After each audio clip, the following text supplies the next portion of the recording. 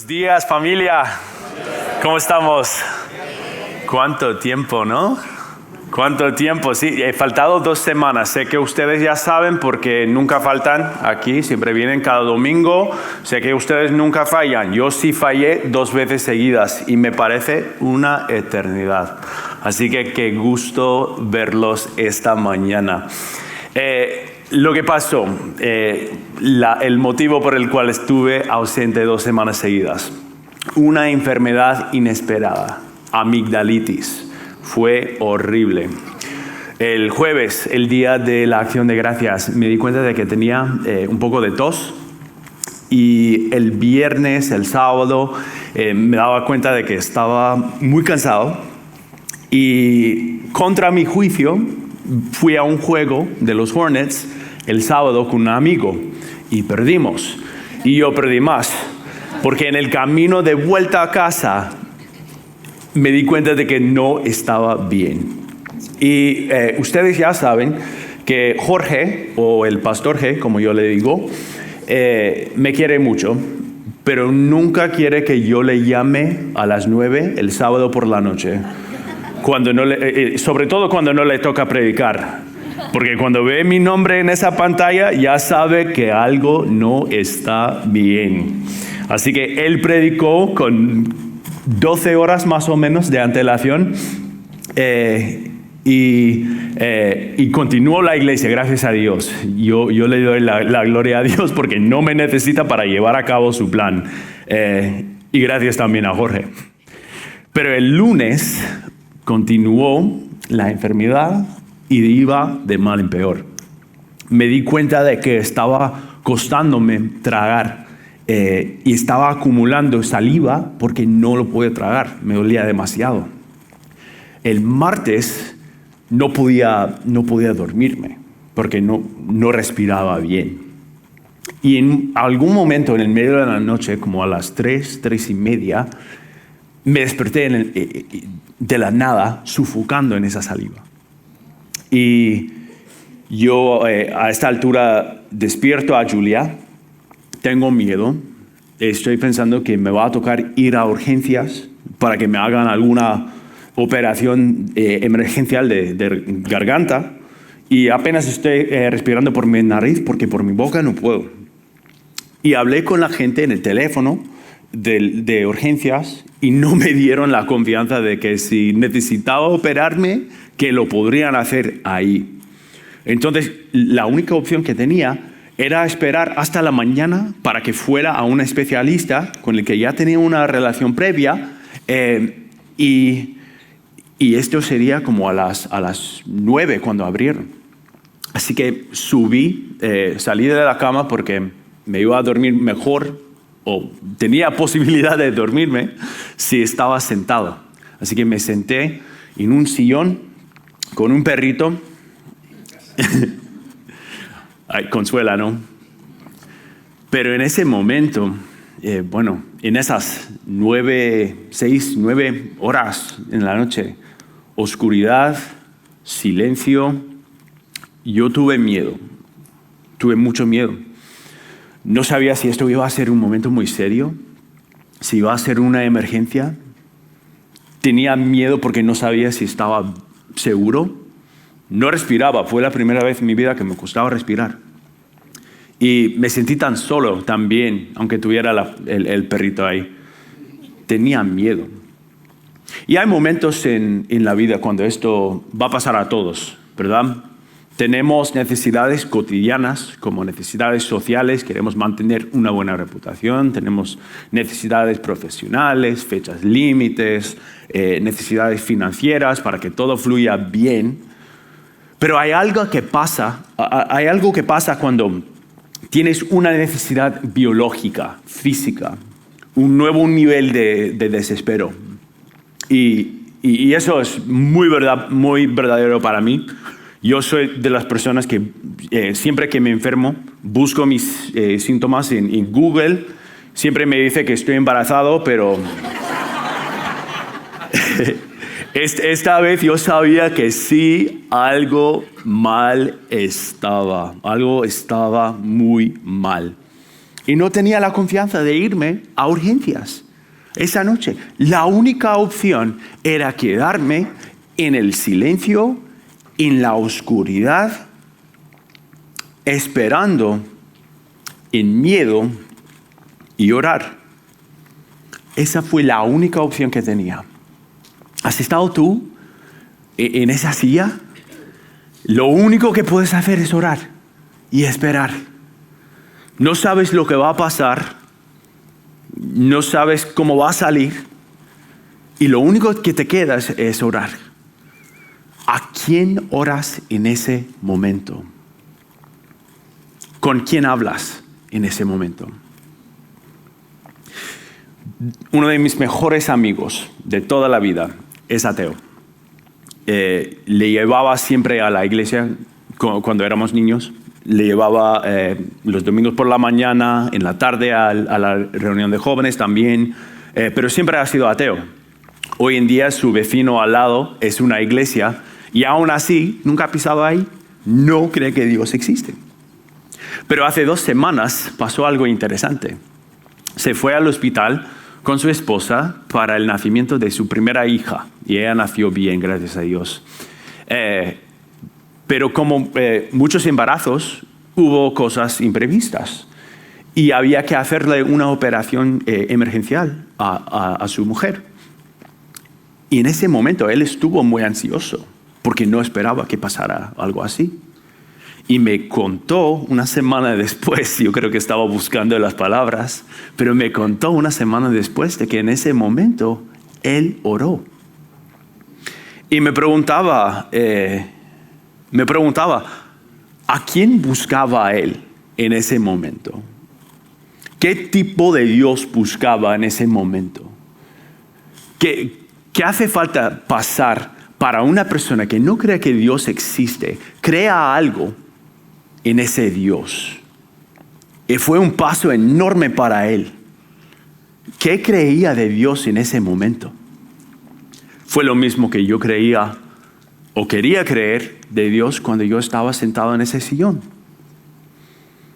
Y puede ser la misma cosa que tú esperas que sea verdadero de Dios cuando le oras en momentos de desespero, en momentos de duda, de incertidumbre. ¿Qué quieres que sea verdadero de Dios? ¿Hay algo que tú dices siempre que crees en Dios y luego cuando te prueba te cuesta más creer? Para todos nosotros, yo creo que es esto. Queremos creer que Dios es fuerte. Es sencillo. Queremos creer que Dios es fuerte, que es poderoso, que es capaz, que puede, que Dios puede. ¿Y cómo podemos saber que esto es verdad? Pues un consejo que me dio una vez un pastor fue que si buscas el carácter de Dios, ¿qué buscas en los salmos? Dice mucho del carácter de Dios, los salmos. El salmista, como les contaba a Tim la semana pasada, estupendo, ¿no? ¿Sí? Si estuvieran aquí, estupendo. Pero Salmos 33 dice, Dios creó el mundo con una palabra. Salmos 104 dice que Dios es soberano hasta sobre la naturaleza y la creación. Salmos 18, Dios es una roca, una fortaleza. Él entrega. 47 dice que Dios gana la victoria sobre todos sus enemigos y los tuyos. Salmo 24, Dios tiene dominión universal y siempre lo tendrá. Salmo 89, Dios salva, tiene el control. Y no sabemos, como decía Tim, qué pasaba en la mente del salmista cuando escribió esto, pero estas escrituras fueron su acto de alabanza. Así que ya sea que sintiera duda, miedo, incertidumbre, él escogió hacer estas declaraciones sobre la fuerza de Dios, su poder, su capacidad. Pero ¿cómo se supone que confiemos en el poder de Dios cuando su mano parece estar invisible en nuestras circunstancias? ¿Cómo se supone que confiemos que estas cosas son verdades de Dios si eso fue hace miles de años y mis problemas son hoy? No respiro hoy. El relato médico sale hoy. La factura es para hoy. No tengo la respuesta que te va a dar fe ciega en Dios y en su poder y en su soberanía en cada situación, pero por lo menos les puedo dar un punto de partida. Y no es mi sabiduría, sino de Pablo. Y él dice esto, Colosenses 1, que Jesús es la imagen visible del Dios invisible. Lo que quiere decir es que Jesús es la encarnación de Dios, de su carácter, de cómo es, de cómo se ve. Así que si vemos a la vida y a la persona de Jesús, la figura histórica que nació, que vivió, que murió y que volvió a vivir, veremos evidencia visible de cómo es Dios. Hasta esos aspectos que vemos del salmista, de su fuerza, de su soberanía, de su victoria, su dominión, su salvación, su control en cada situación. Todo esto que es verdad de Dios, también es verdad de Jesús. Y Jesús es la evidencia visible. ¿Me siguen? Muy bien. Y es un título, Dios fuerte. Es un título que se le da a Jesús en la profecía que hemos estado leyendo estas últimas 2 semanas. Lo vamos a leer nuevamente. Les invito a que se pongan de pie para leerlo, porque es la palabra de Dios y la autoridad de nuestra vida. Proviene de Isaías capítulo 9. Porque nos ha nacido un niño, se nos ha concedido un hijo. La soberanía reposará sobre sus hombros y se le darán estos nombres: Consejero admirable, Dios fuerte, Padre eterno, Príncipe de paz. Se extenderán su soberanía y su paz, y no tendrán fin. Gobernará sobre el trono de David y sobre su reino, para establecerlo y sostenerlo con justicia y rectitud, desde ahora y para siempre. Esto lo llevará a cabo el celo del Señor de los ejércitos. La palabra de Dios. Se puede sentar. Dice el profeta que su soberanía no tendrá fin, tampoco su paz, que va a gobernar en el trono de David, que va a establecer y va a sostener este reino hasta siempre, y que su celo va a llevar a cabo este plan. O sea que lo hace porque quiere hacerlo. Nos hace promesas porque quiere hacernos promesas. Lleva a cabo bondad en el mundo y en nuestra vida porque le da la gana. Y esto solo se puede decir de un Dios fuerte. Eso implica poder. Un Dios que es lo suficientemente fuerte, capaz para hacer lo que quiere hacer y guardar sus promesas.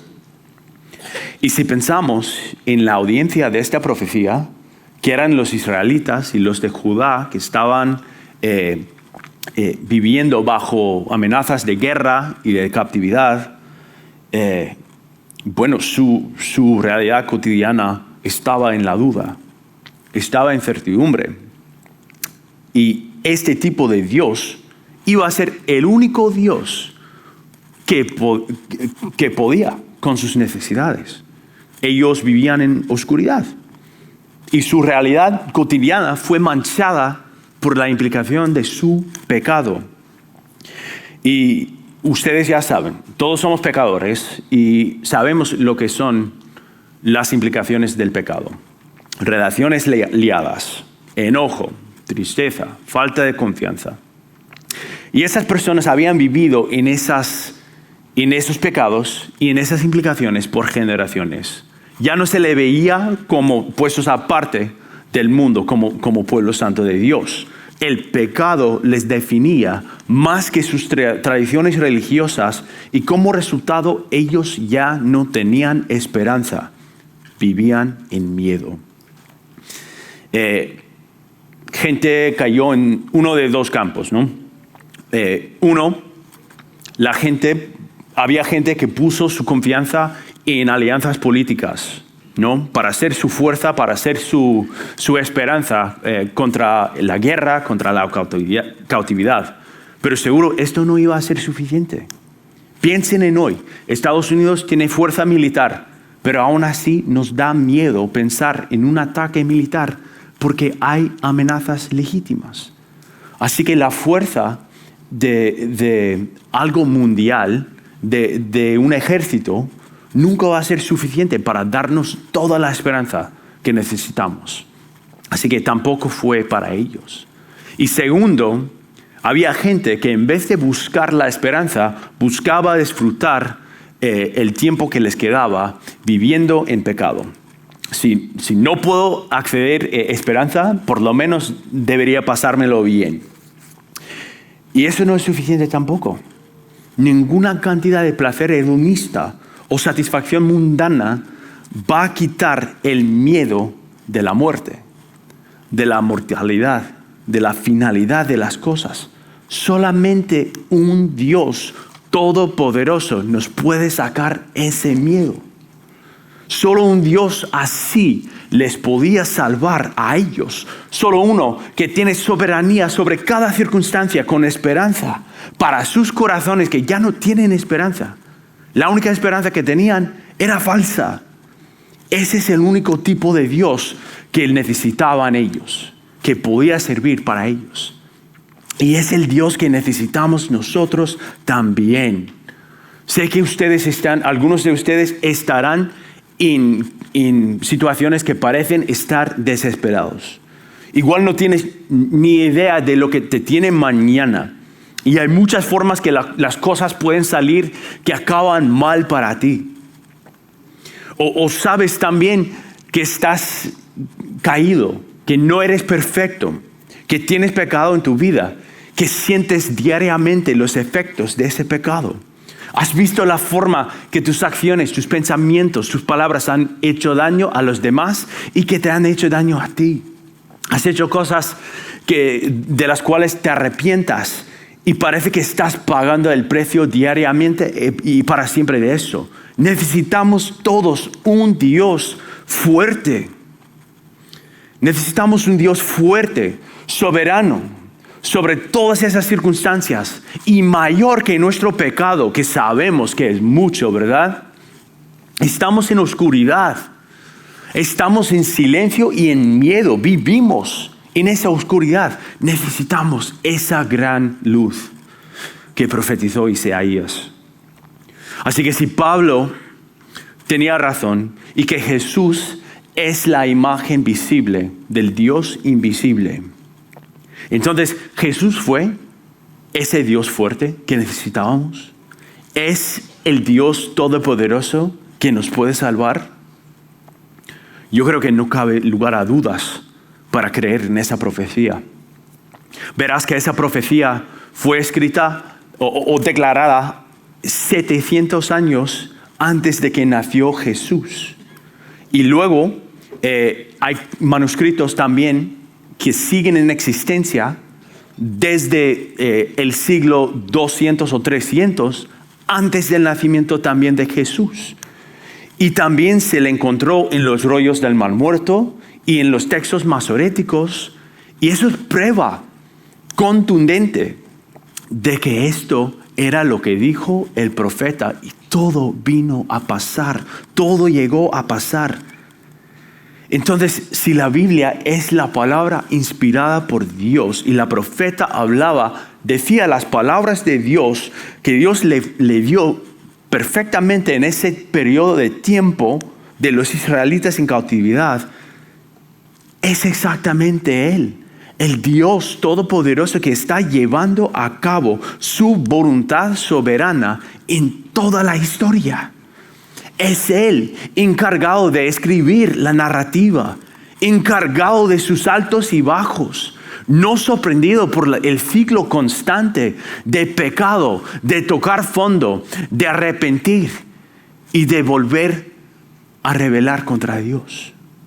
Es el Dios todopoderoso, no movido por las circunstancias que cambian siempre de mi vida, de mi corazón caprichoso. Su plan continúa en marcha, sigue fuerte, aunque vivamos en la duda nosotros. Y en esta temporada de Navidad, nosotros celebramos el hecho de que este plan llegó al nacimiento de Jesús.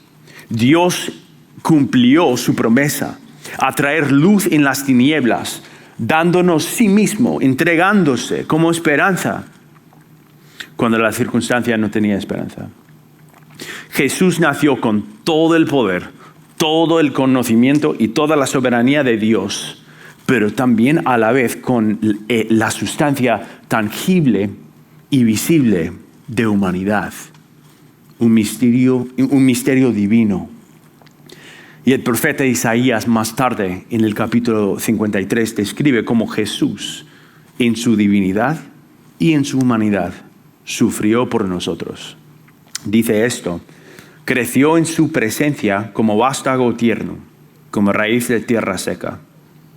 No había en él belleza ni majestad alguna, su aspecto no era atractivo, y nada en su apariencia lo hacía deseable.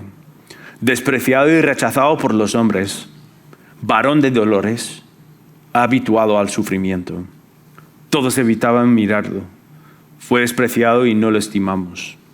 Ciertamente Él cargó con nuestras enfermedades y soportó nuestros dolores. Pero nosotros lo consideramos herido, golpeado por Dios y humillado. Él fue traspasado por nuestras rebeliones y molido por nuestras iniquidades. Sobre Él recayó el castigo, precio de nuestra paz, y gracias a sus heridas fuimos sanados. Todos andábamos perdidos como ovejas, cada uno seguía su propio camino. Pero el Señor hizo recaer sobre Él la iniquidad de todos nosotros. Dios guardó sus mandamientos y dijo que si nosotros guardamos sus mandamientos, vendrán bendiciones, y si no, vendrán maldiciones.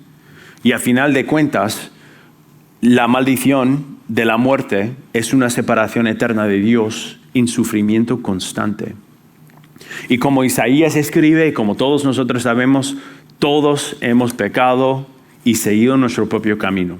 Hemos decidido vivir como mi propio Dios, arriesgando mi eternidad para la vida de hoy y para el placer de hoy. Y sabemos que el sufrimiento también es inevitable. Todos vamos a sufrir porque hay pecado.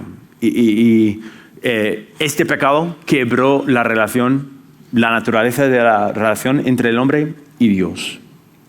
Ha causado cada parte dolorosa de nuestra existencia en esta tierra: la enfermedad, el conflicto, la vergüenza, el enojo y la tristeza. Pero a Dios se le ve en Jesús. Y Jesús fue suficientemente fuerte para cargar el castigo de todo ese pecado en su muerte. Mira cómo Isaías continúa en el versículo 10. Pero el Señor quiso quebrantarlo y hacerlo sufrir. Y como Él ofreció su vida para obtener el perdón de pecados, verá su descendencia, prolongará sus días y llevará a cabo la voluntad del Señor. Y después de su sufrimiento verá la luz y quedará satisfecho. Por su conocimiento, mi siervo justo justificará a muchos y cargará con las iniquidades de ellos. O sea, esa fue la voluntad perfecta de Dios. El carácter de Dios se ve en Jesús. La fuerza de Dios se ve en Jesús. Jesús pudo con nuestro pecado, con el mío, con el tuyo.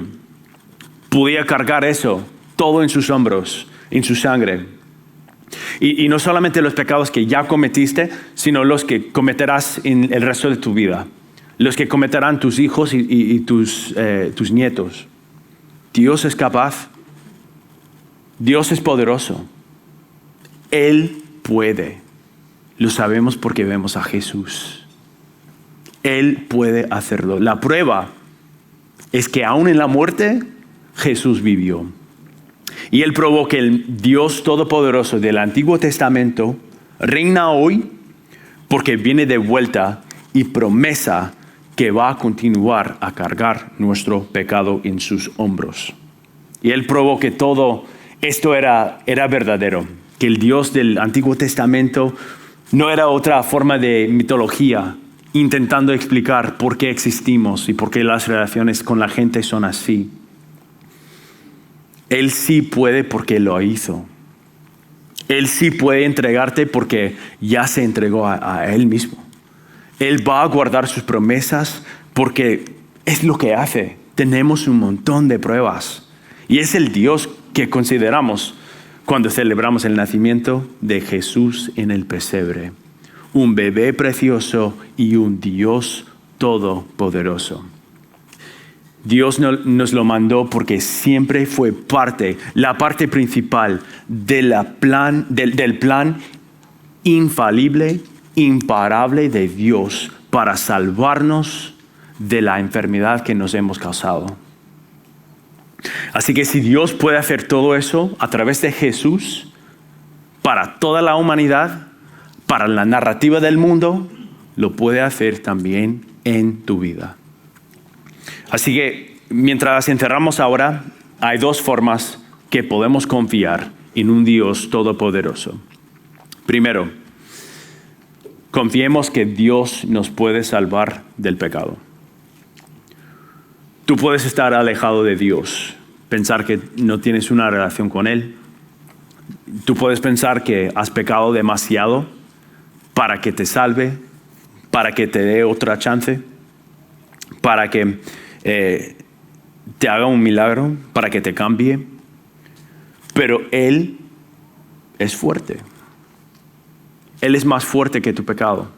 No hay pecado que es más grande que su amor y su amor por ti. Así que no hay nada que tú puedes hacer para hacerle incapaz. Él es capaz de salvarte, de cambiar tu corazón. Solamente Dios puede cambiar tu corazón. Y Él lo puede hacer, porque puede hacer todo. Es todopoderoso. Así que si tú estás en vergüenza esta mañana, si sientes culpa por algo esta mañana, confiésale tu pecado y vive en su paz. Él es poderoso y ofrece perdonarte cada vez que vuelves a Él. Él es poderoso y tú puedes confiar que te puede salvar de tu pecado. Y qué buena noticia para nosotros. Y segundo, como yo viví con el amigdalitis que sufrí la semana pasada y un montón de veces en mi vida, Dios también te puede salvar de tu circunstancia. Yo nunca voy a prometerles, nunca voy a darles falsa esperanza de que Dios te va a quitar de toda mala circunstancia. Esta semana fue la prueba para mí. Pero Dios es fuerte y no hay obstáculo que le venza. Y tú tienes acceso a Él. Él es poderoso para darte paz, para darte esperanza, para cambiar la circunstancia también, para hacer milagros. Y si escoge no hacerlo, es porque su plan tiene algo mejor. Y si vemos a Jesús, la parte principal de su plan y su voluntad, podemos confiar que su plan es mejor que nuestro confort. Así que, si hay una cosa que quiero que ustedes crean de Dios hoy, es que Él es fuerte, es capaz. No es apenas poderoso, es todopoderoso. Y puede ser poderoso en tu vida. Y gracias a la imagen visible de Jesús, tenemos toda la prueba que necesitamos y podemos confiar en esa verdad. Y esa esperanza es lo único que necesitamos. Amén.